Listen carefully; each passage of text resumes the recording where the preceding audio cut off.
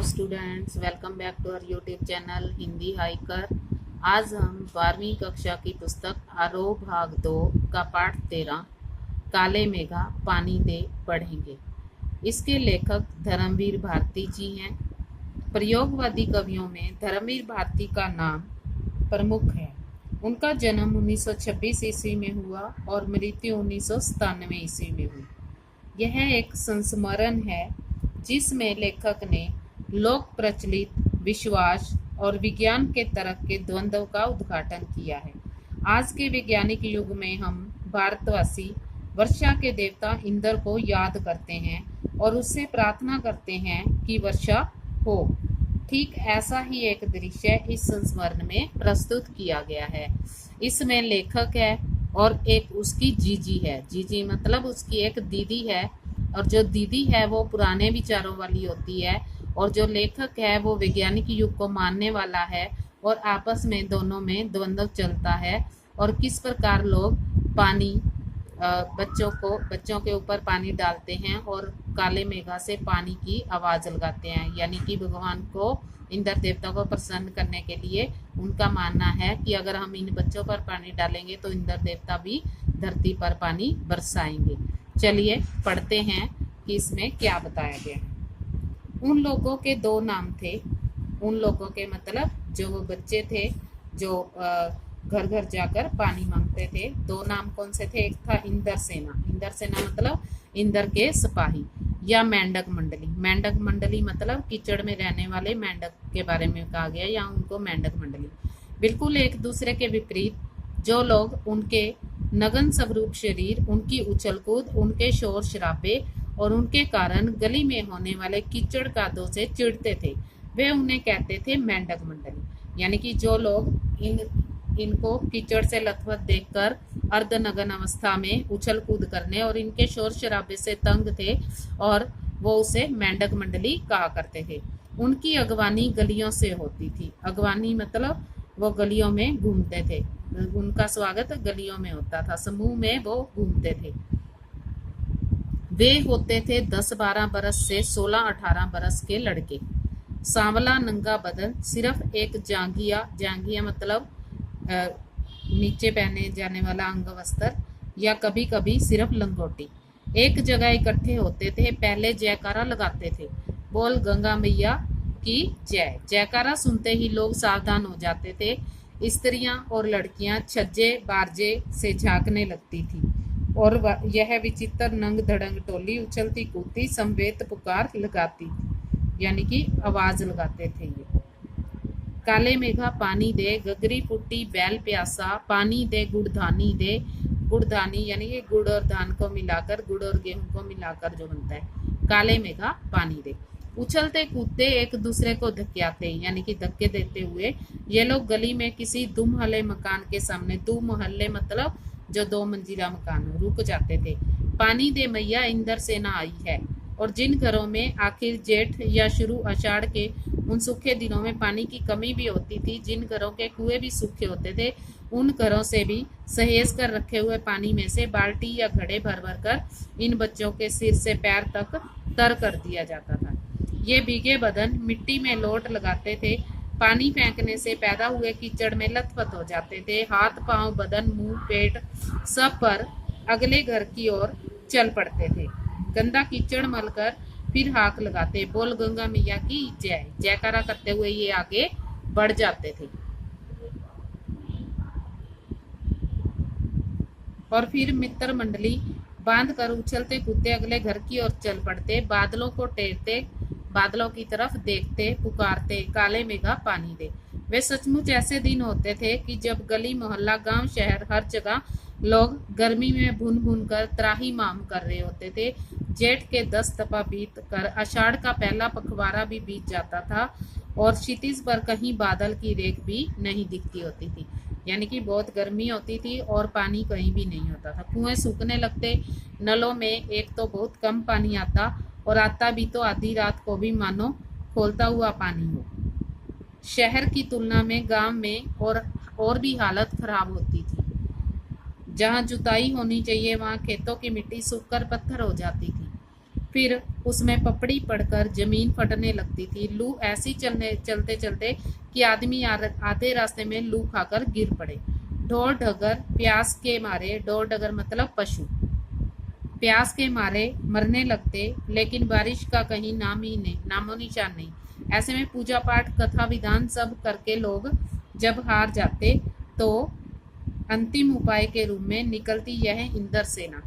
वर्षा के बादलों के स्वामी हे इंद्र, और इंद्र की सेना टोली बांधकर कीचड़ में लथपथ निकलती, पुकारते हुए मेघों को, पानी मांगते हुए प्यासे गलों और सूखे खेतों के लिए, पानी की आशा पर जैसे सारा जीवन आकर टिक गया हो। बस एक बात मेरे समझ में नहीं आती थी कि जब चारों ओर पानी की इतनी कमी है तो लोग घर में इतनी कठिनाई से इकट्ठा करके रखा हुआ पानी बाल्टी भर भर कर इस प्रकार क्यों फेंकते हैं। अब देखो लेखक, क्योंकि उसकी सोच जो है वो वैज्ञानिक है, वो ये सोचता है कि पता नहीं क्यों लोग पानी इकट्ठा किया हो इस तरह बर्बाद करते हैं। कैसी निर्मम बर्बादी है पानी की, देश की कितनी क्षति होती है, यानी कि कितना नुकसान होता है इस तरह के अंधविश्वासों से। कौन कहता है कि इन्हें इंद्र की सेना, अगर इंद्र महाराज से ये पानी दिलवा सकते हैं तो खुद अपने लिए पानी क्यों नहीं मांग सकते? क्यों मोहल्ले भर का पानी नष्ट करवाते घूमते हैं? नहीं, यह सब पाखंड है, अंधविश्वास है। ऐसे ही अंधविश्वासों के कारण हम अंग्रेजों से पिछड़ गए और उनके गुलाम बन गए। लेखक की जो सोच है वो वैज्ञानिक सोच है, और वो इस बात को नहीं मानता कि ये इंद्र सेना के मंगाने से ही पानी धरती पर बरसेगा। मैं असल में था तो इन्हीं मेंढक मंडली वालों की उम्र का, पर कुछ तो बचपन के आर्य समाजी संस्कार थे और कुछ कुमार सुधार सभा कायम हुई थी और उसका उपमंत्री बना दिया गया था। सो समाज सुधार का जोश कुछ ज्यादा ही था, यानी कि जो लेखक था वो समाजवादी था, आर्य समाजी था, इसलिए उसमें ये विचार थे। अंधविश्वासों के खिलाफ तो तरकश में तीर रखकर घूमता रहता था, मगर मुश्किल यह थी कि मुझे अपने बचपन में जिससे सबसे ज्यादा प्यार मिला वो थी उसकी जीजी। यूं मेरी रिश्ते में कोई नहीं थी, उम्र में मेरी माँ से भी बड़ी थी, पर अपने लड़के बहू सबको छोड़कर उसके प्राण मुझी में बसते थे, और वे थी उन तमाम रीति रिवाजों, तीज त्योहारों, पूजा अनुष्ठानों की खान जिन्हें कुमार सुधार सभा का यह उपमंत्री अंधविश्वास कहता था। यानी कि जो उसकी जीजी है वो अंधविश्वास करती है, इन सब बातों को मानती है, उन्हें जड़ से उखाड़ फेंकना चाहता था। पर मुश्किल यह थी कि उसका कोई पूजा विधान, कोई त्योहार अनुष्ठान मेरे बिना पूरा नहीं होता था। यानी कि उसकी जो जीजी है उसके बिना उसका अनुष्ठान पूरा नहीं होता था।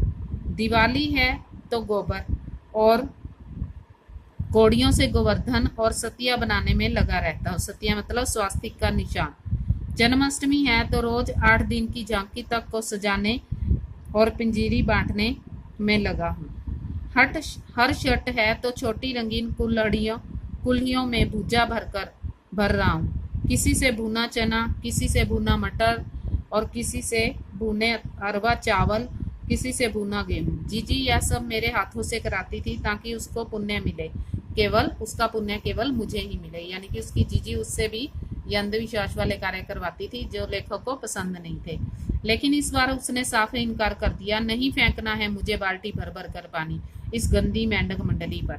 जब जीजी बाल्टी भरकर पानी ले गई और उन्हें बूढ़े पांव डगमगा रहे थे, हाथ कांप रहे थे, तब भी मैं अलग मुंह फुलाए खड़ा रहा।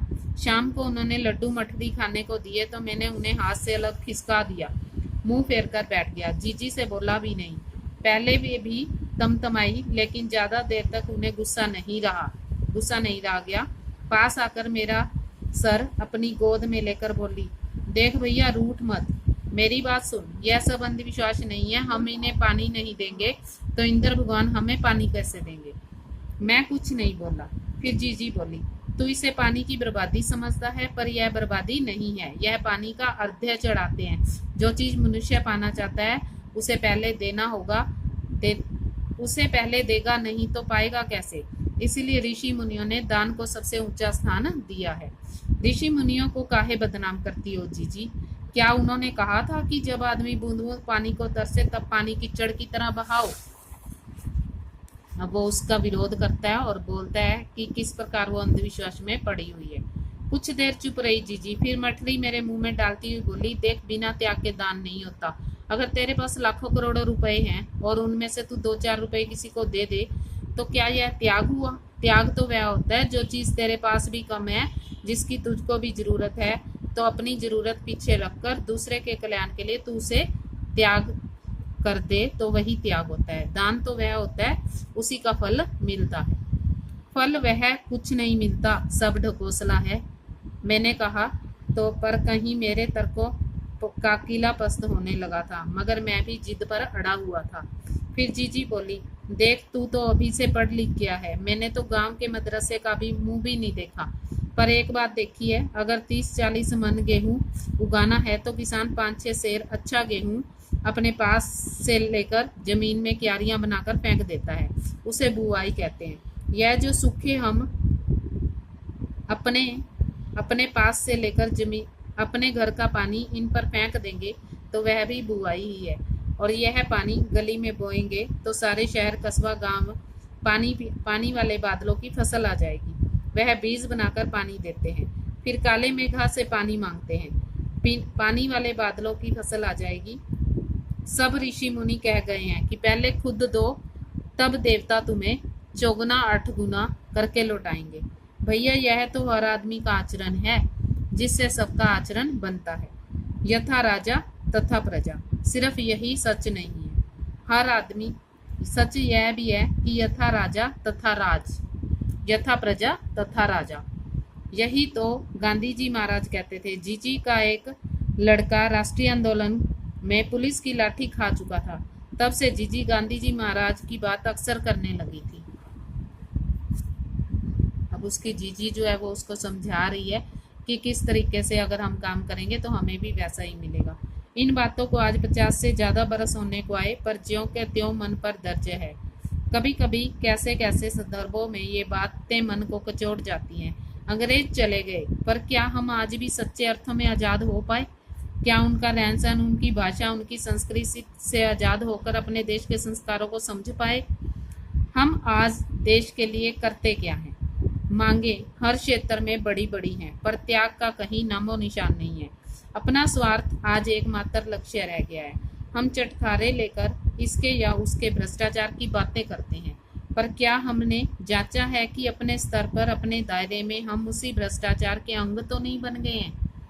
काले मेघा दल के दल उमड़ते हैं, पानी झिमझिम बरसता है, पर गगरी फुट्टी की फुट्टी रह जाती है, बैल प्यासे के प्यासे ही रह जाते हैं। आखिर कब बदलेगी यह स्थिति? कहने का मतलब कि आज भी हम वही के वही हैं। भ्रष्टाचार हर जगह पर है, हजारों करोड़ों योजनाएं बन जाती हैं, लाखों अरबों की राशि भ्रष्टाचार की बलि चढ़ा दी जाती है, पर जो जैसा है वो वैसा ही रहता है।